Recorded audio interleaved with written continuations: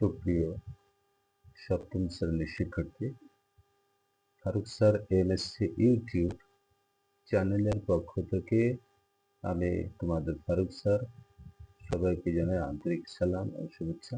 আসসালামু আলাইকুম রহমতুল্লাহ। তো বরাবরের মতো আমরা আজকে আরো একটি গাণিতিক সমস্যা নিয়ে হাজির হলাম। তোমাদের বীজগণিতের যে মডেল ছিল সেই মডেলের 37 দাগের ক, খ, গ এই তিনটা গাণিতিক সমস্যা আজকে সমাধান করবো ইনশাআল্লাহ। তোমরা সাথে থেকো। তো এখানে উদ্দীপকে দেওয়া আছে a প্লাস 1/a ইকুয়াল 3। এই মান থেকে আমাদেরকে ক, খ এবং গ এই তিনটা প্রশ্নের আজকে সমাধান করতে হবে। তো আমরা প্রথমে আসি ক দাগ।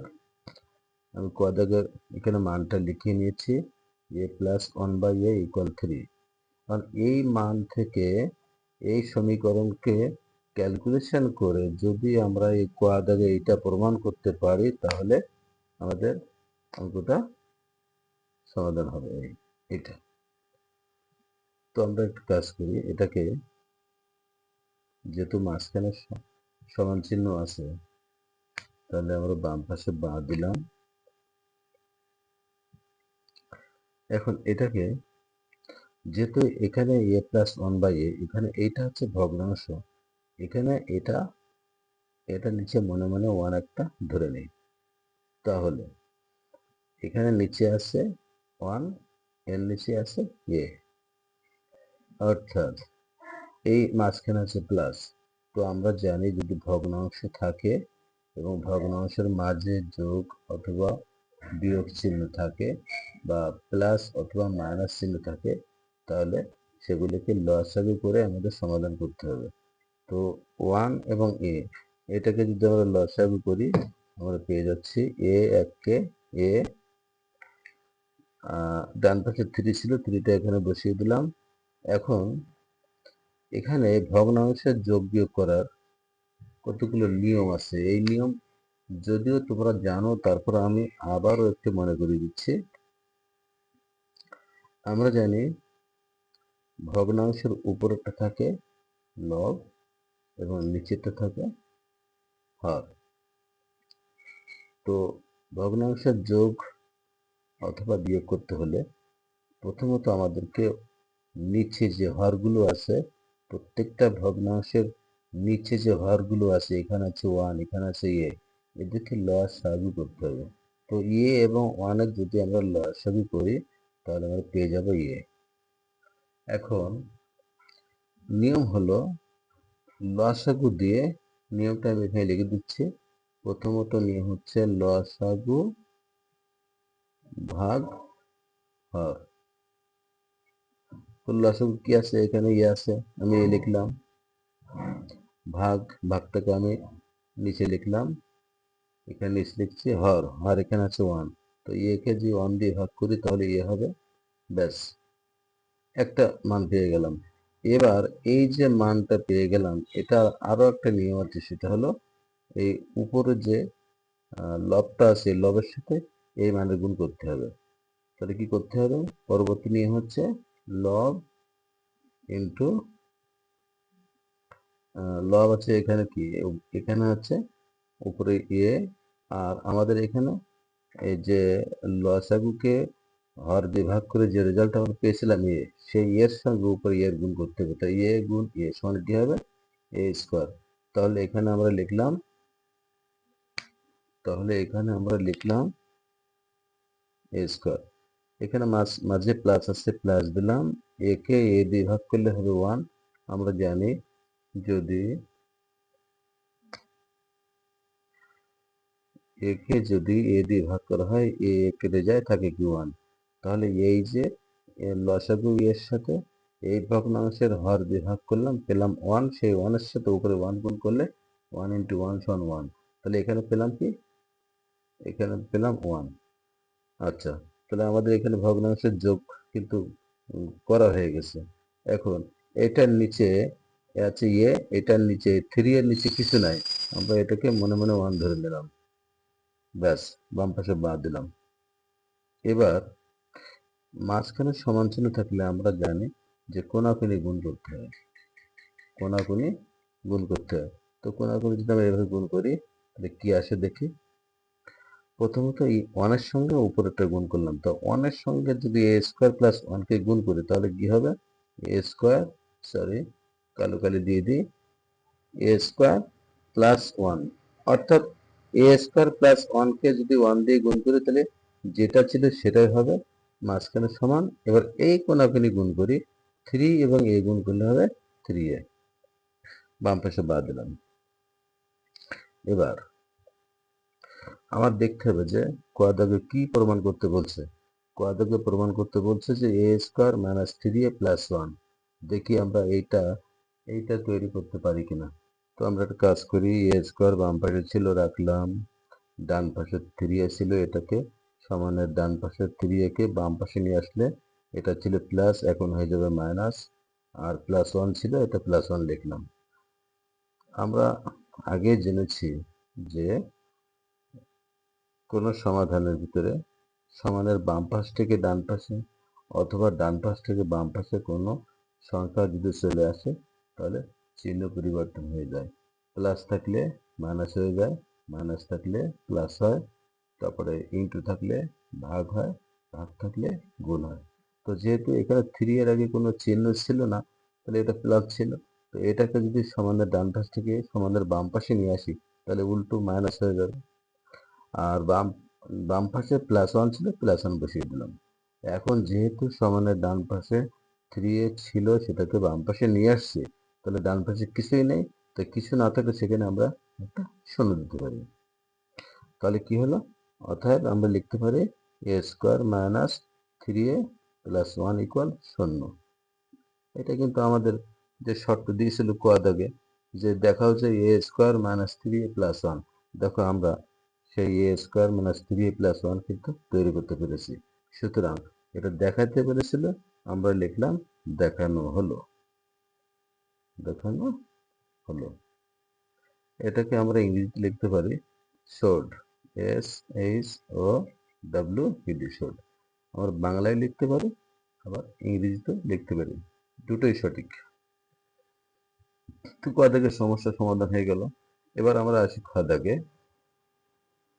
খ দাগ কি বলছে? খ দাগ বলছে যে আমি অঙ্কটা এখানে বসিয়ে নিই। খ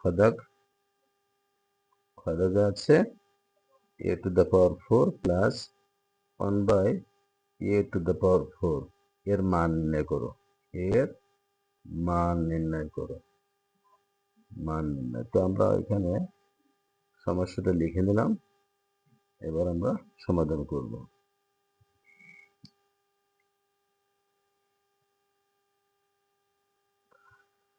সমাধান, সমাধান খ, ব্যাস। তো এটার মান নির্ণয় করতে হবে। তো মান নির্ণয় করতে হলে আমাদের কিন্তু একটা মান এখানে দেওয়া আছে, সেটা হলো এই এ প্লাস ওয়ান বাই এ, এর মান হচ্ছে থ্রি। এই যে একবারে উদ্দীপকে দেওয়া ছিল a plus one by a equal three, এই মানটাকে কাজে লাগিয়ে আমরা এইটার একটা মান বের করব। তাহলে আমরা এটাকে আগে বসিয়ে নিই, a four plus one by a four, অথবা এটাকে a to the power four plus one by a to the four এটাও বলা যায়। তো এটা বসিয়ে নিলাম, বাম পাশে সমান দিলাম। এখন এই এই ধরনের মান নেওয়ার ক্ষেত্রে আমাদের দুইটা সূত্র আছে, যে সূত্র সম্পর্কে আমরা আগে একটু জেনে নেই। ডান পাশে সূত্র লিখছি,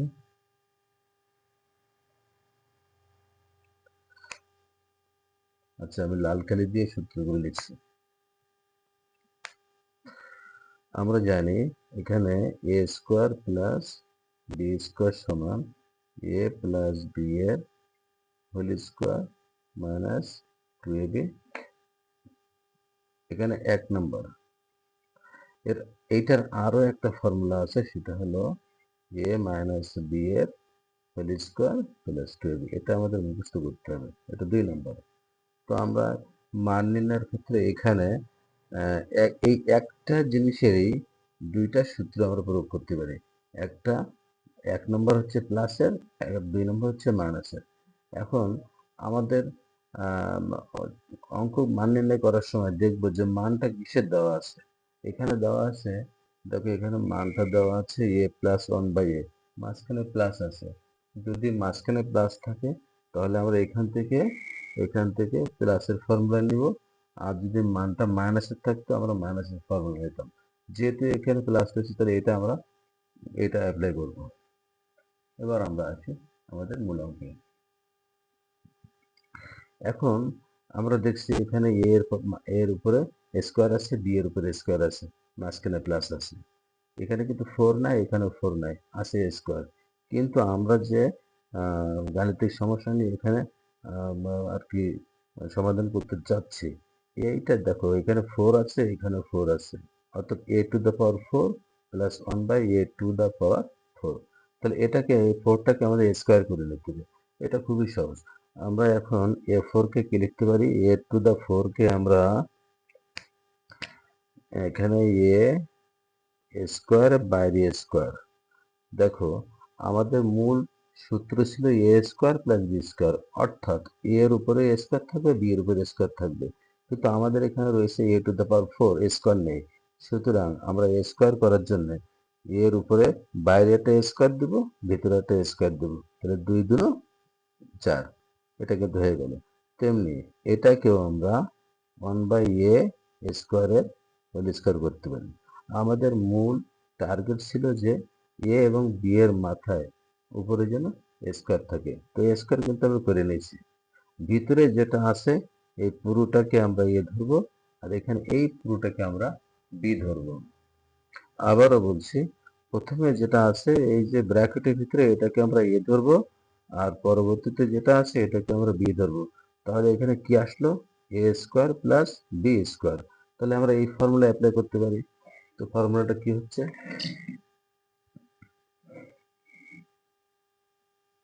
খেয়াল করো তো, এটাকে যদি আমরা এ ধরি এবং এটাকে যদি আমরা বি ধরি তাহলে ফর্মুলা কি আসছে, a² প্লাস b²।